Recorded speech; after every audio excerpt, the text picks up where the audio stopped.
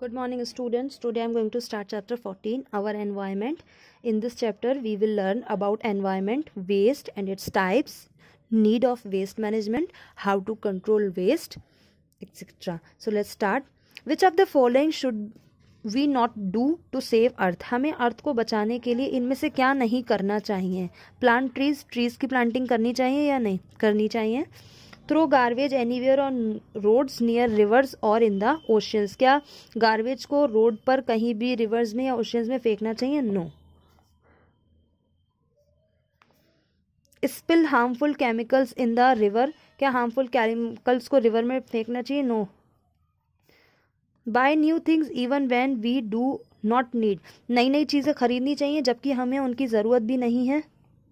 No. Reuse paper, glass, plastic and metal things, yes, ये हमें करना चाहिए.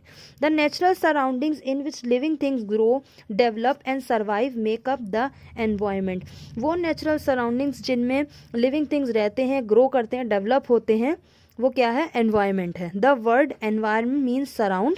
The environment includes biotic things, environment में बायोटिक थिंग्स होती हैं, यानी कि बायोटिक कंपोनेंट्स लाइक प्लांट्स और animals, and abiotic things like soil, water and air. ये हमारे एनवायरनमेंट में ये क्वेश्चन पूछा जाता है कि what are the biotic component of the environment. Environment के बायोटिक कंपोनेंट्स क्या हैं? तो प्लांट्स एंड एनिमल. और अबायोटिक कंपोनेंट्स क्या हैं? Soil, water and air. It provides us everything and support our survival. Environment हमें सब कुछ प्रोवाइड करता है और हमें सर्वाइव करने के लिए सपोर्ट करता है. Every living thing depend on other living and non living things in its environment. जितनी भी लिविंग थिंग्स हैं वो दूसरी लिविंग थिंग्स और नॉन लिविंग थिंग्स पर डिपेंड करती हैं जो हमारे एनवायरनमेंट में हैं. If our surrounding are clean then our environment is healthy. अगर हमारा सराउंडिंग साफ होगा तो हमारा एनवायरनमेंट हेल्दी होगा. A clean environment is essential for a healthy living. Healthy living यानी हेल्दी रहने के लिए एक क्लीन एनवायरनमेंट बहुत ज़रूरी है. Any damage to the environment will directly और indirectly affect us and other living beings such as plants and animals. कोई भी डैमेज हो एनवायरनमेंट में वो हमें डायरेक्टली और इनडायरेक्टली दोनों ही तरीके से अफेक्ट करेगा, जैसे प्लांट्स और एनिमल्स में. Unfortunately, there has been a vast change in the environment in the recent years. Unfortunately, हमारे environment में एक बहुत बड़ा change है. Extensive construction and expansion of towns and cities, building roads and many other factors have added their part to the destruction of environment.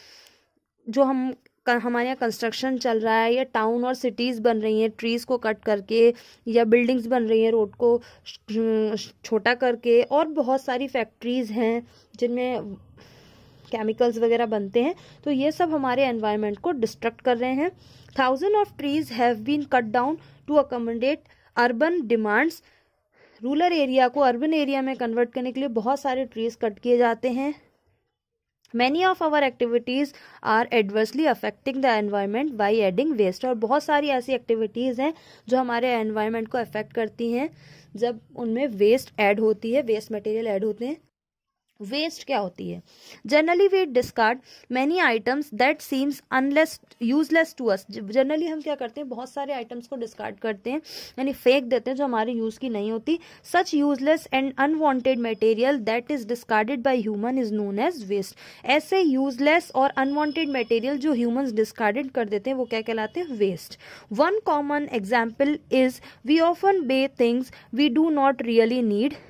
इसका एक example है कि हम ज़्यादातर चीज़ें खरीदते हैं हालांकि हमें उनकी ज़रूरत रियल में नहीं होती. और we buy more than what is required, या फिर हम ज़रूरत से ज़्यादा खरीद लेते हैं, तो वो एक तरीके से वेस्ट ही होगा.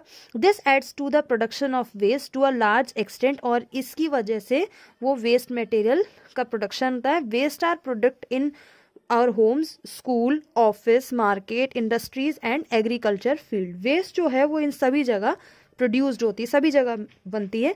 Types of waste around us, हमारे अराउंड जो वेस्ट है. Solid waste may be of two type, biodegradable waste और non biodegradable waste.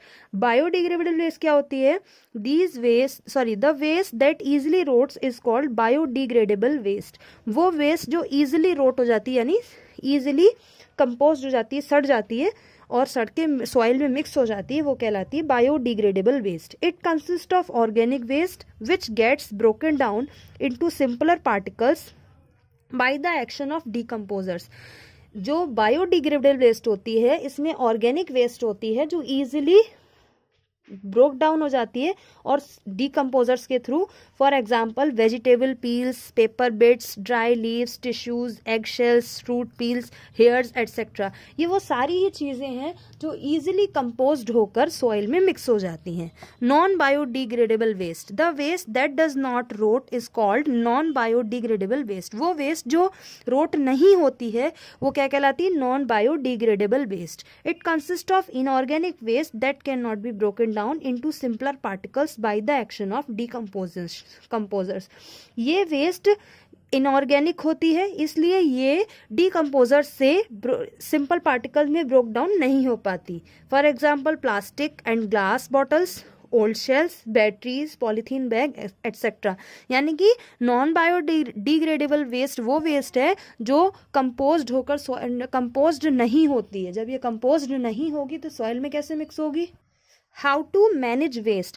Proper management of waste, especially non-biodegradable waste, is very important. Proper management करना चाहिए हमें waste का, specially non biodegradable waste का, क्योंकि biodegradable waste क्या है वो इजीली कंपोज्ड होकर सॉइल में मिक्स हो जाती है, मगर नॉन बायोडिग्रेडेबल वेस्ट कंपोज नहीं हो पाती, तो उसका मैनेजमेंट तो हमें स्पेशली ध्यान रखना चाहिए।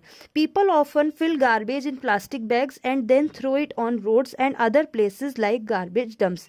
पीपल क्या करते हैं कि पॉलीथीन बैग्स में गार्बेज को फुल करा और उसको कहीं भी रोड पे या इधर उधर कहीं भी फेंक देते हैं। As a result two things commonly take place, और क्या होता है? दो चीजें हो सकती हैं।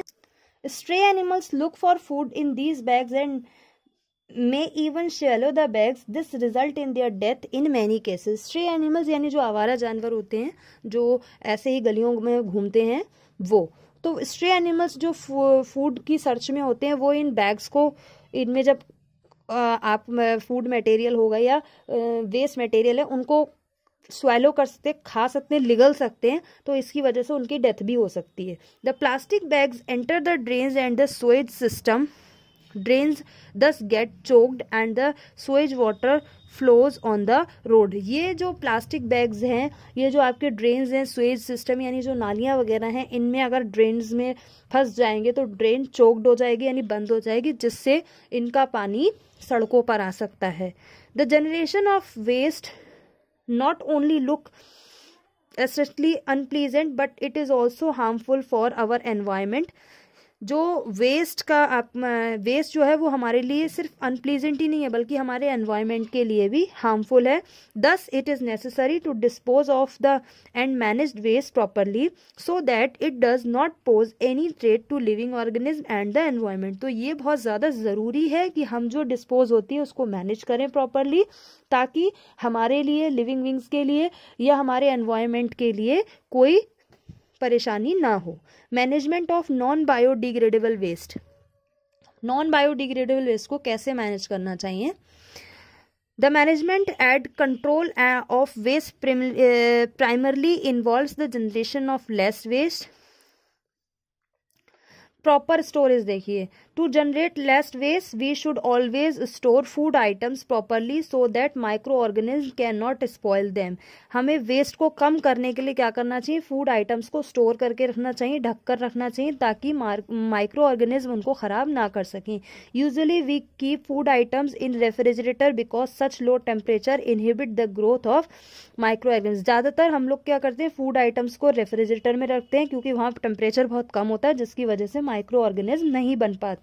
Further we should follow the concept of 3Rs for management of waste. इसके अलावा हमें 3R का कॉन्सेप्ट जो है मैनेजमेंट का उसको फॉलो करना चाहिए। 3R का meaning reduce, reuse and recycle. Reduce क्या होता है? Reduce the production of waste by consumption and low wastage. इस तरीके से चीज़ों को आप यूज करें ताकि वेस्ट कम बने, यानी जितनी ज़रूरत हो उतना ही लेना चाहिए। Avoid using plastic bags, carry our own cloth bags. Plastic bags को अवॉइड करें, अपने खुद के बनाए हुए क्लॉथ बैग्स को यूज़ करें। Use both sides of paper, paper का दोनों साइड यूज़ करें। Buy only what you need, सिर्फ उतना ही खरीदें जितनी आपको ज़रूरत हो। Avoid using disposable plastic items, disposable plastic items का यूज़ करना बंद करें। Reuse, this explains the importance of the utilising things that we no longer require. ये हमें बताता है कि हमें चीज़ों को यूटिलाइज करना चाहिए फॉर डिफरेंट पर्पज, यानी चीज़ों को फिर से यूज़ करना चाहिए। We can empty jam containers to keep pickles, species etcetera. हमें एम्प्टी जैम्स कंटेनर्स का यूज़ करना चाहिए। कैसे? उनमें पिकल्स रखकर या स्पाइसेस रखकर। We should choose to buy things like bottles for soft drinks and juices rather than metal cans. हमें इन मेटल कैन के बजाय बॉटल्स का यूज़ करना चाहिए ड्रिंक और जूस वगैरह रखने के लिए। This is because we can use bottle again and again for different purpose where metal can not be use. इससे क्या होगा कि हम बॉटल अलग अलग चीज़ों के लिए बार बार यूज़ कर पाएंगे, जबकि मेटल कैन हम यूज़ नहीं कर पाते। जैसे मेटल कैन में कोल्ड ड्रिंक निकलती, तो आप उसको जब कोल्ड ड्रिंक खाली हो जाती, खत्म हो जाती, तो मेटल कैन खाली हो जाती, तो आप उसे बाद में यूज़ नहीं कर पाते। बट अगर बॉटल होती है तो हम उस बॉटल का यूज़ कर सकते हैं, हम पानी पी सकते हैं या जूस रख सकते हैं, कुछ और चीज़ें भी उसमें रख सकते हैं। Recycle, this involves the production of new products from the old discarded products. ये बताता है कि जो हमने ओल्ड प्रोडक्ट्स डिस्कार्ड कर दिए, यानी वो पुराने मटेरियल जो हमारे काम के नहीं है, उनसे नए प्रोडक्ट्स कैसे बनाएं। Paper, glass, plastic and metals can be recycled repeatedly without any loss of quality. Paper, glass, plastic ये सब रिसाइकल हो सकते हैं। To achieve recycling, it is important that every household separate these waste properly before discarding them away.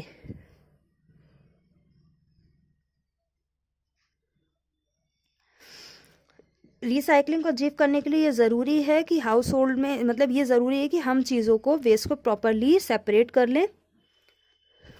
Once separated, collect these materials and sell it to the vendors. उनको आप collect कीजिए, जो waste material है separate कीजिए, collect कीजिए और फिर इसको वेंडर को सेल कर दीजिए। They further sell these waste items to different factories to recycle them. ये वेंडर्स क्या होते हैं? इन आइटम्स को फिर से सेल कर देते हैं ताकि इनसे नए आइटम बन सके।